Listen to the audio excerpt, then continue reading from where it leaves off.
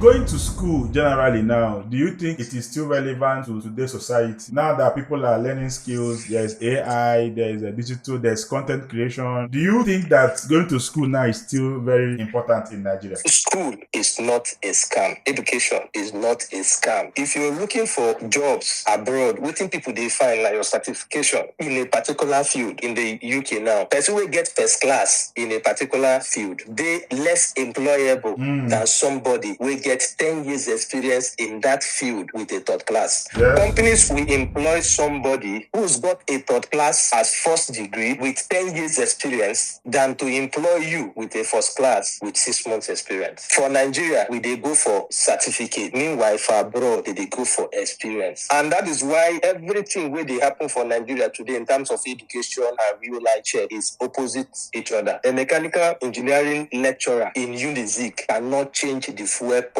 Hi! Now I know why Pine Leaf has been saying land banking is a must. Obuna nwere cash njinaka tinye na ana mana efichalu nwatakịrị ntọla atọ tebụl ọpụtọ na all them around na abalụ mba. Ha! Sports betting emego m alụ. Sports betting emego m alụ. Look at me. Efichalu nwa ntọla atọ tebụl. Na enu m ọgaranya dịkwana mma na alụ. Ha! Sports betting yo!